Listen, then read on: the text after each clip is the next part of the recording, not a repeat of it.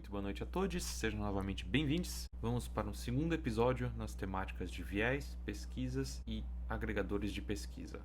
Para começar o tema, volto a mencionar mais um artigo interessantíssimo do Silver Bulletin, que começa com a tecnicidade, a distinção entre viés, a diferença entre o estimado de pesquisas e o efetivo resultado das eleições, e o efeito casa, uma tendência de pesquisas a apresentar resultados sistematicamente pendendo para um campo em relação a outras pesquisas. Os modelos tanto do 538 quanto do Silver Bulletin estimam este efeito casa e penalizam os resultados das pesquisas de empresa de acordo, de modo a mitigar o efeito de uma inundação unilateral como a que transcorreu com o Real Clear Politics, principalmente em 2022. Isto é possível porque todas as pesquisas são públicas e depois de dezenas de pesquisas em cada pleito, dá para calcular mais ou menos o viés de cada pesquisa, dado o relatório histórico. Dito isto, olhemos aqui para as pesquisas com menor e maior efeito da casa. Se vocês lembrarem do vídeo anterior, mencionei que Trafalgar, Rasmussen, Harris Insights e Insider Advantage mereciam um asterisco de atenção por darem resultados pró-GOP a despeito de seu resultado positivo em 2020. Pois é, em 2022 elas apresentaram alguns dos piores resultados. Por outro lado, as pesquisas que mais fortemente pendem em favor dos democratas, Ipsos e Morning Consult. Aquelas que menos parecem apresentar alguma tendência são a Quinnipiac, a YouGov, a New York Times Siena, a Fabrizio Lee, SSR CNN, Emerson, Marist e Survey USA. Além disto, os agregadores também atribuem pesos de acordo com a qualidade das pesquisas. Da mesma forma, o modelo penaliza pesquisas encomendadas por partidos por uns 3 pontos percentuais, obviamente em prejuízo do partido que contratou. Todos estes fatores, então, são levados em conta na construção do ranking de qualidade das pesquisas, que depois vai ponderar cada resultado apresentado no agregador. Um último detalhe curioso sobre esta questão do efeito da casa é que algumas pesquisas tendem a penalizar ambos os candidatos, favorecendo, na verdade, aquele número de terceiras vias ou independentes, em cujo caso uma penalização positiva é dada a ambos os candidatos. Olhemos para um outro fator que acho que pouca gente tem a humildade de mencionar quando fala de seus modelos, um dos motivos pelos quais admiro bastante o Nate Silver. Há substancial evidência que pesquisas dão pequenos ajustes em seus resultados de maneira a aproximar a fotografia da sua pesquisa para o que está sendo retratado pelos agregadores, que se baseiam nos seus números. Então é um ciclo meio viciante, o que tenderia a resultar em curvas bastante chatas e sem pulos nos agregadores. É exatamente o que se vê. Este efeito, conhecido como herding, ocorre porque as empresas de pesquisa se viram seriamente questionadas em 2016 e depois em 2020. Então eles preferem pecar para o senso comum de modo a se precaver de resultados aberrantes. Embora os resultados aberrantes sejam absolutamente normais se você entende como pesquisas eleitorais funcionam. Um lado negativo desta consistência e reversão dos resultados à média da pesquisa em si, contudo, é que um erro não detectado por uma pesquisa tenderá a não ser detectado em mais nenhuma, o que pode induzir a erros coletivos bastante significativos. Enfim, o modelo do Silver Bulletin também tem um mecanismo de compensação nestes casos.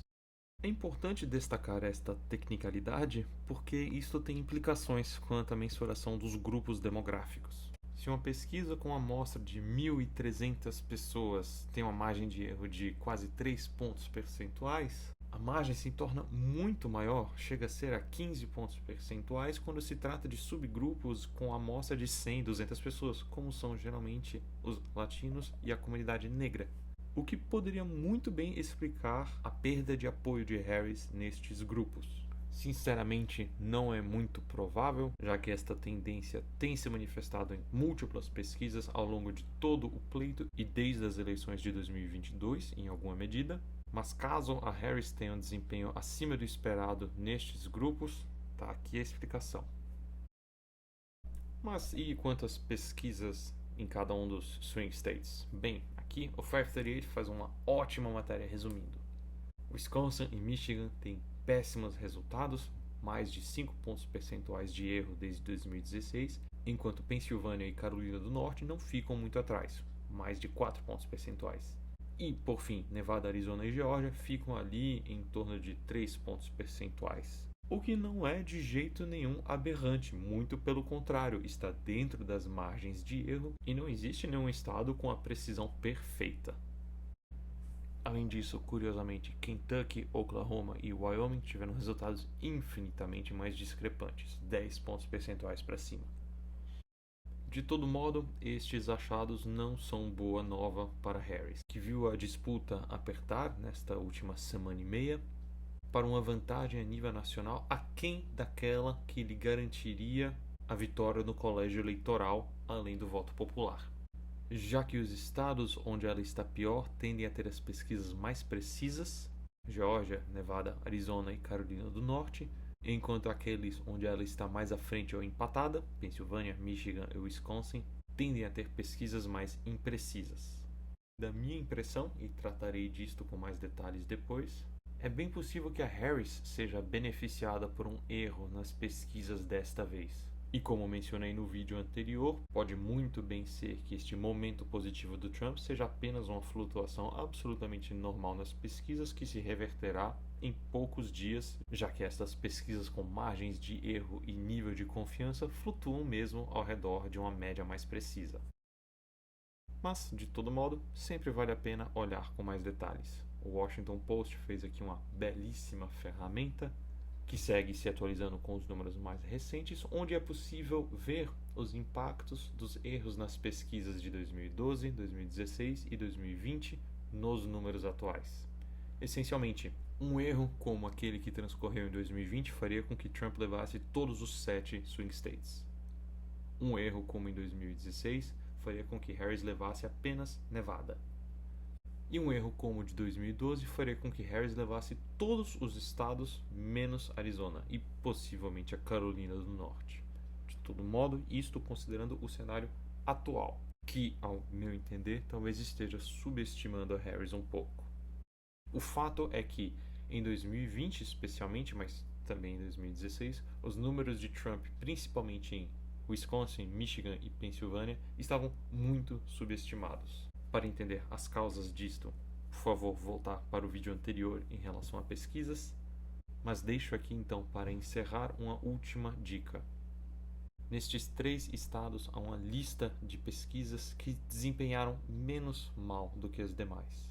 Em Wisconsin, vale a pena olhar principalmente a Marquette e a Trafalgar também. Embora, como falamos, o desempenho da Trafalgar menos ruim provavelmente tem a ver com seu próprio viés.